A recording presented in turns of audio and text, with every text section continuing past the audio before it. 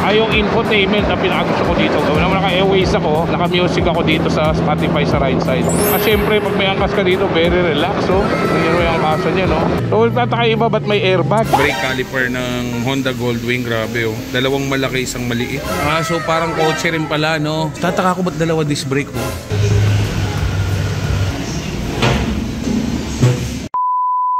So yun, good morning mga tol. So another day, another budol ulit, no? So ito yung bago nating Goldwing na 1800 6-cylinder na boxer engine. So may nakita tayong konting problema sa motor na to, guys. Tingnan nyo, pansinin nyo yung gulong. So pang kotse nakakabit.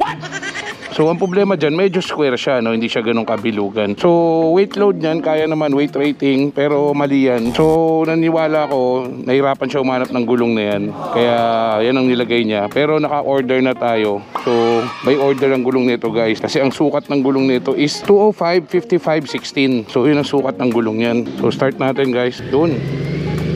So DCT to, guys. So ito yung cockpit natin, napakaangas, 'di ba? Tingnan niyo naman yung suspension nito. Ito yung tinatawag nilang wishbone suspension, parang may ball joint dito. So ganyan itsura suspension niya, kaya naman napaka-comfort. At isa pa nagustuhan ko dito, guys, Apple CarPlay siya. Pwede mo rin makita yung app mo, yun, no? So yung phone ko nandito na, sinaksak na sa likod. Dito na natin makikita ngayon yan. So maraming hindi nakakaalam nung pagka ano nito, no, pinag-aralan ko talaga to, gar. Hindi siya touchscreen like sa Africa Twin. So pag nag-waste tayo yan, sa cardo ko nakakonect din dyan. So pwede tayo mag-search. Tapos pwedeng by talk. Pag nandito siya, dito pe-press nyo, di ba? Puro ganyan, di ba? Nahirapan kayo paakitin, di ba? Ayaw mag-up, no? So kailangan hold yung app. Yun, mapupunta siya sa taas. Caloocan Sales Center. Yun. So, voice command, makikita natin saan tayo papunta. Caloocan Sales Center. Punta tayo kay Pipoy. Yun, nahanap niya na, Caloocan Sales Center. Diyan tayo pupunta. So, ito yung nagustuhan natin dito, no? All set. Let's go. Narinig natin audio dyan. Pwede tayo mamili, guys, kung gusto nyo naririnig sa speakers. So may speakers to, no? Kung gusto mo, ayaw mo marinig dyan, gusto mo sa headset ko, pwede, click mo lang to, lalabas to. Kaya nasa headset ko na ngayon tumutugtog. Dito ko na siya naririnig ngayon sa aking cardo. Pero kung gusto ko sa speaker, click ko lang tong audio, headset or speaker. Yun, diba? So ganun siya kasimple, kaya napakaangas, guys. So headset muna tayo. Yan. Tapos wala nang cambio to. DCT, dual clutch transmission. So drive, neutral, automatic, manual. Drive tayo. Yan, under na yan, guys. Let's go.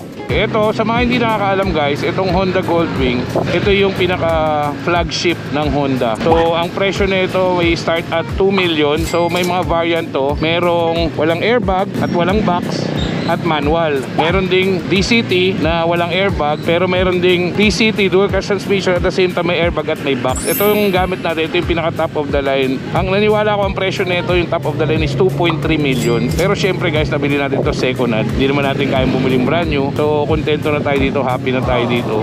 So good as brand new, 14,000 kilometer. Tapos 2 years old lang. Nabili to 2022, guys. Kaya sobrang panalo na tayo dito. So nabili natin ng parang less 500,000. Nabili natin to ng 1.5 million. Kaya pwedeng pwede. So enjoy muna natin to bago natin ibenta. So ngayong araw magpapapunta tayo kay Caloocan Sales. Papalit tayo ng gulong. So may order pa rin talaga tayong gulong na 200 ang size. Kaya lang ang hirap ng stock. Aantayin mo 2 to 3 weeks. Lalaglag ni ate yung ano niya. Kita, harangan kita. Kunin mo nyo po muna, baka madaanan kayo. Sige po, ingat po. So yun, let's go. Ingat kayo. Ride safe. So preno rin na ito, guys, is hati. So itong preno sa harap, alam ko may partner na likod yan, combi brake na rin kung tawagin sa parang Honda Click. So itong likod lang talaga yan. So tataka iba, ba't may airbag? Bakit? Hindi ka ba sisemplang dito? Hindi ka ba iwalay? Actually naka-design daw ang Goldwing na pagka sumemplang or bumangga, sa semplang syempre hindi. Pag bumangga ka, hindi ka ababaliktad. Hindi siya angat ang likod mo dahil sa bigat. So kaya siya may airbag. Grabe, premium to, guys, sobra. So kita-kits tayo later, guys. Let's go. So we're here at NLEX Harbor Link. Papunta tayo ng Caloocan Sales. Doon tayo kukuha ng gulong. Sila yung merong stock na nakuha natin. Although hindi pareho-pareho size, pero magkalapit na rin pagka tinar calculator natin. So let's go. Okay, guys, kahit nakabukas yung helmet ko, ayan o, nakita nyo nakabukas, okay lang kasi yung windshield natin nakataas. Pag binaba natin yan, medyo mapupuin tayo ng konti, malakas ang hangin. Kailangan mo ibaba. Pero mas masarap harap yung nakaangat, tapos taas yan yung windshield natin, sigurado kang di mapupuwing. At the same time, mayroong hangin dito. Pag nakababayan yung hangin pa ganun.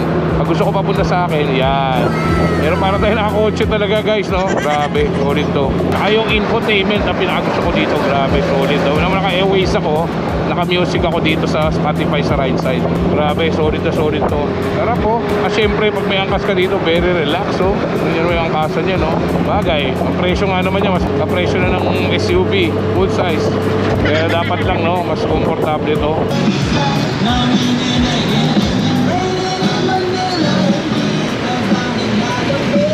So we're here at Caloocan Sales. So kuha tayo ng gulong dito guys. Palalalamove na lang natin. Kaya pag gulong ba? Dito, kuya o dito. Pag gulong. May kausap na po ba? Si Pipoy. Tungkol po saan? Pirelli Night Dragon. Okay. 180 65 16. Okay. Tsaka front daw. Ito yung binigay sa discount. 20 raw, dalawa na. Front tsaka rear. Rear. Gulong. 10.8 tsaka 14.8. Anong size ng front? Ito dapat yung unay 130 70 18. Time na pa-ready lang. Okay po. 130 70 18 Night Dragon na Pirelli. So rare na mga gulong, no? So ilalamove natin to guys papunta sa 10th Avenue kasi gamit natin Goldwing, so ilalamove na lang natin to gamit tong NMAX ni Kuya. Yun, no? So sa mga hindi nakakaalam guys, tong Caloocan Sales Center, may-ari nito si Boss Pipoy. Siya mismong kausap natin dito, si Boss Pipoy. So wala pang mga big bike shop. So yan si Boss Pipoy. Siya ang original OG ng mga big bike store dito sa Caloocan. So we're here. Let's go. Ito ang Royal Moto Club dito sa 10th Avenue, Caloocan. So service center siya guys, na pwede rin kayo mag-member. So dito tayo papakabit ng gulong guys. Yun. Apat tayong goma. Goma? Andiyan na, kasunod ko. Meron na sir. Sige. Oo. Sir, yung ano natin.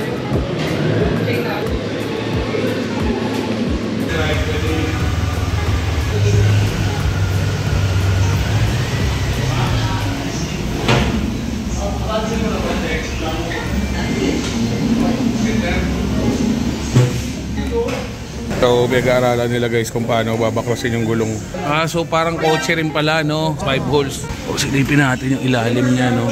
Tataka ko ba't dalawa disc brake, oh? Dual, no? Parang lagnat talaga ng kotse pala, no? Same sa lagnat ng kotse. Pwede mo palitan ng Bock Race yan. Grabe, lagnat ng kotse, oh. So kalas na pala siya. Ganun lang na isa side mo lang. Yan, oh. Basic lang pala eh. Sabi mo, hindi pa kayo nakapagkalas yan. At least kayo pag tinanong kayo, boss, nakapagkalas na ba kayong gulong ng Goldwing? Maraming beses na.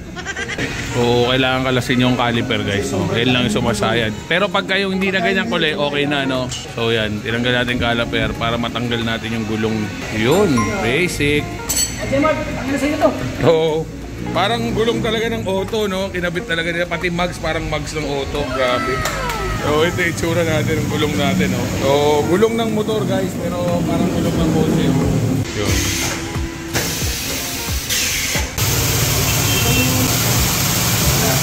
Mahirap lang, oh. So sakto lang din halos pantay lang din, no? So in-expect ko labas yung mags, pero hindi naman, okay lang din.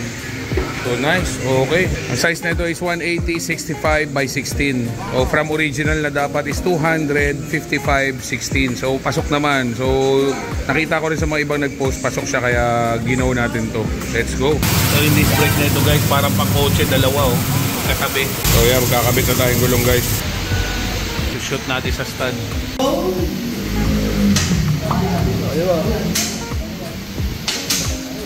Pero itong ano nyo, tire changer nyo, gano'ng kalaki kaya? 21 kaya nyan?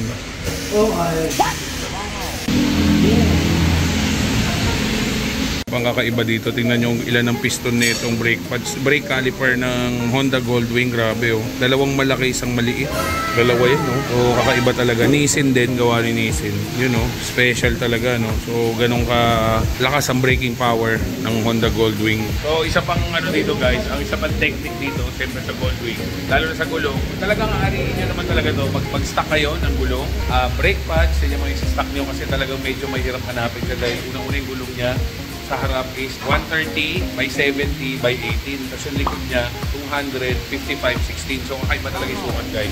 Pati brake pad niya kakaiba, kaya mas maganda may stock talaga kayo. Guys, naikabit na natin, no? So, sa Goldwing, guys, ang merong recommended tire dyan, no? So, ang mga recommended tires nila is Avon Cobra. Pagka Bridgestone naman yung Exceder. Pagka naman Dunlop, yung D423 Dunlop. Saka Elite 4, which is napakamahal, no? At pagka naman sa Metzeler, yung 888. At pagka sa Pirelli, ito yung Night Dragon. So, ito yung nabili natin, Night Dragon. Ang kinabit natin, guys, is 180 by 65 by 16, no? So okay naman, hindi naman siya labas, no? Labas pa rin yung goma, hindi naman labas yung mag. Sila Boss Pipoy ng Caloocan Sales, ayaw niyang i-recommend sa akin yun kasi hindi correct tire size. Pero syempre, dahil ako yung bibili, nag-insist ako na okay na yan sa akin dahil o-order na lang ako nung 200 by 55 by 16 na correct size niya. Pero so far, tingin ko okay din naman to kasi yung mga Goldwing na unang Goldwing, ang sukat lang din is 180. So from before na square ang gulong, bilog na tayo ngayon. Yun, no? All good. So binababa natin, guys. Excited na tayo.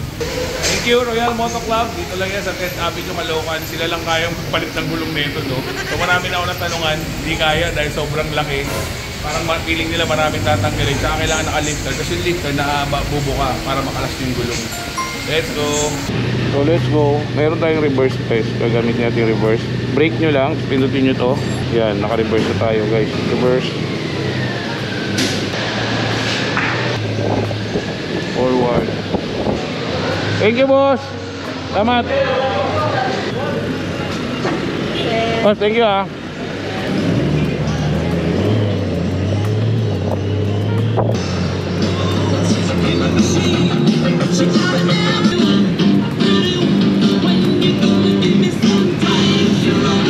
So ito isa sa challenge pag naka-Goldwing kayo, guys, no. So sobrang lapad niya. So mahirap talaga siya isingit, no. Tapos syempre may mga iba talaga tayong mga naka 4 wheels na halos ayaw talaga magpasingit kahit nakamotor ka. Pero meron namang iba talagang pagbibigyan ka.